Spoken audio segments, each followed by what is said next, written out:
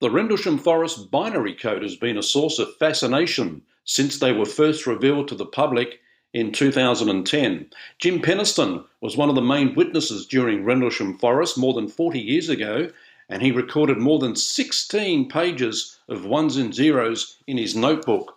Penniston thought he was having a breakdown, but once he emptied his mind of the numbers, he said he felt calm and relieved. He kept the binary code to himself for a further 30 years before they were accidentally seen by two other people.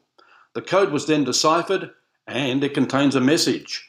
In the following report, Jim Penniston talks about the binary code, the Rendlesham Forest incident, the investigation that took place afterwards, his contact with the alien craft, and the misinformation that has distorted a lot of the truth about Rendlesham Forest.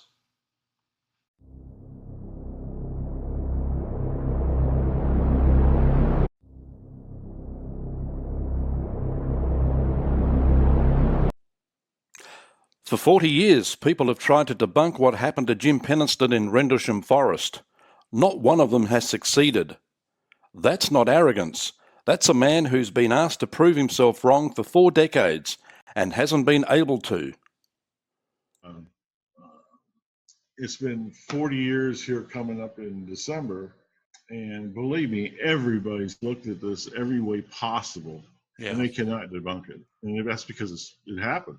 I mean, you're trying to debunk something that actually happened, and it's just that way. And you know, the other thing is they look at it as this is just another UFO case. It's not just another UFO case. I said this one's real. You know? Yeah, there's you talk about debunking. I mean, the Rendlesham incidents. I think it was a lot harder to debunk than even Roswell.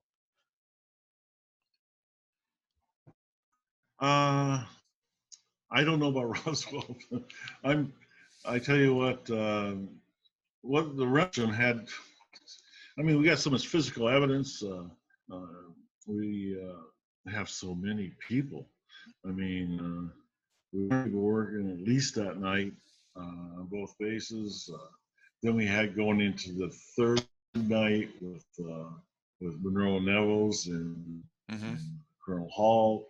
I don't know. And then we had dozens of civilian witnesses. I mean, to coordinate this as a hoax, you'd have to be the most brilliant organization in the world or something. I don't know how you do that. Yeah, you know? yeah. It started in December 1980 when Penniston, a US Air Force flight sergeant, walked up to something sitting in a small clearing in the forest. There's static electricity, obviously, and my skin, my hair, my clothes, stuff like that, and that was constant. But another oddity was my movements of walking seemed labored. If like I was walking a pool of water that was waist deep. Wow. He didn't just see it, he touched it. So after touching the smoothness of the craft, you put your hand across to the glyphs.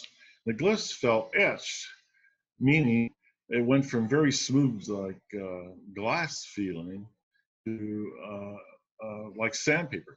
Okay, and so I was fascinated by that. But what really fascinated me was the one that was centered and it was above all the other ones, and the glyphs stretched out maybe arm's length, 3 feet, 4 feet, like that. And anyway, this is the one above it. I'm just touching that one. When I touched that one, I had nothing but blinding light. I mean, I use the term light because I don't know what kind of technology it was, but that's what it appeared to be, and it best describes it. And during that process, one's flashed in front of me, and the rest of it was just white light. And then I gained my senses, and all I did was just lift my hand off, and it completely stopped. The reason I say it wasn't light is because I immediately had my night vision. I mean, the forest is pretty dark, and I had my night vision. That usually takes another 30 or 40 minutes to regain it after something like that. So it wasn't light; it was a technology I didn't understand. At that point in time, I never touched it again. That night, he says something happened that he couldn't explain and was afraid to tell anyone about it. Okay, well, I seen it, the ones and zeros immediately with the light. But I went home. I lived about 20 miles away, and did other stuff during the daytime. It became night the following morning, and I was trying to go to sleep. It might have been 12 o'clock, 1 o'clock in the morning. I still couldn't sleep. I couldn't sleep because I kept seeing the ones and zeros in that in a mind's eye, and so I'm thinking, geez, I'm probably having a really bad breakdown or something here from this trauma of this event or something. I was pretty worried. And anyway, I finally get up, and I was thinking about maybe I should go to the base hospital, but that's not going to end well either. What do I tell them? I tell them that I had a experience of unknown origin, and then I go home and I'm seeing the ones and zeros. It wasn't going to work. I mean, they would have relieved me of duty and probably. So I'm looking through my notes because I have some belief of what's going on. I guess it's all trauma driven, and I was thinking, I closed my eyes a second. I said, I think I can write down. So, the only paper I had was a notebook. So I flipped to the back of it where I had a lot of pages in it. And I started writing, 0, 1, 1, 1, 0, 0. And when I did that, I felt better. I felt like a relief, okay. yeah. Yeah, like a relief. So, man, I'm just writing away. As a matter of fact, it was so bad that, how you have pens that clog up. It clogged up the pen and we were writing. So I'm going through the drawer looking for another pen. And I find a pen that writes something. I can do that more. I just continued to start writing. I went as far as I could. I wrote down 16 pages in the notebook. And I just finally, I couldn't see them no more. And I stopped and I felt great. So you knew when to stop writing. Yeah, I couldn't see the ones and zeros anymore. Wow.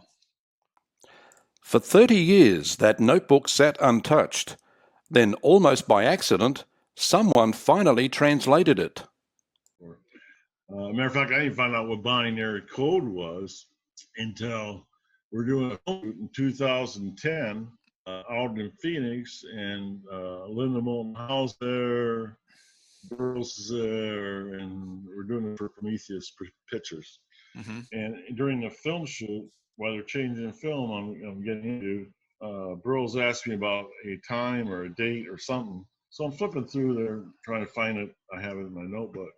And I flip back too far in the ones and zeros there. And it's, Howell goes, "What's that?" And Burroughs, "What is that?" And what the heck, 30 years later, I'm going to tell him, Yeah. what the hell? And I tell him, and he says, and Howell says, "Well, one's zero, so that's binary code." It had 7 coordinates, actually 6, but one is done twice at the beginning and the end. It had, I would say they're like GPS type coordinates, and they were 2 different areas around the world. Some, to Sedona, Arizona area,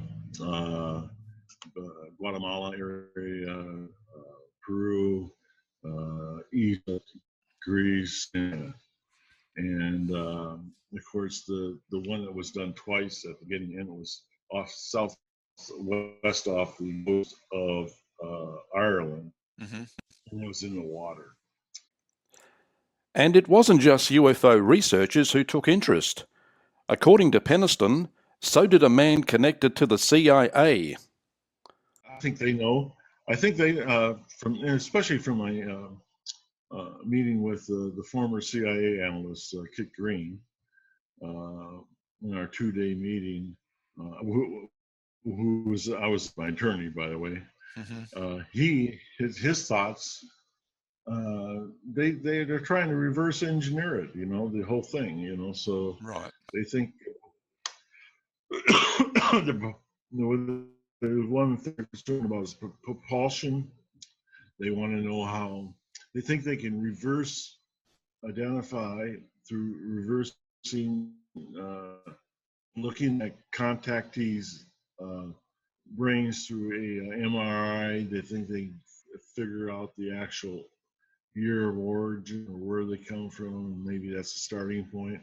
He was telling me all kinds of stuff. Well, here's what we want to do. He offered me a really nice offer. He offers me, if you turn over, if you make me your doctor, release that. He says, I will go ahead. You do an MRI on you. We'll send you to Stanford research. We'll have you do DNA blood testing.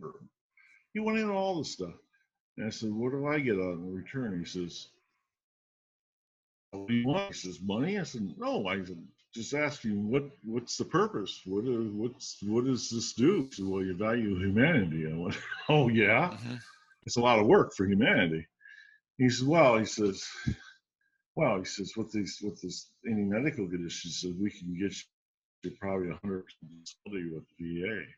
I said, oh, is that right? I said, I'll give you a call on that. I never called him back. I was like, what the hell is that about?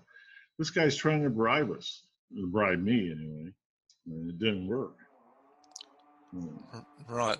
So basically wanted to use you as a lab rat? Pretty much. I mean, that's what it sounds like.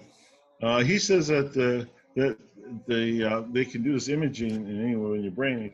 And I went, so you want me to sign everything away, right? So you get all VA records? I said, no, that ain't going to happen. And that's what I did. So I never did let it call him back up. But I'm not, what it is, they're trying to buy you. And I can't be bought. I mean, that's just the way it is. 40 years later, Jim Penniston is still standing behind every detail, and so is the case.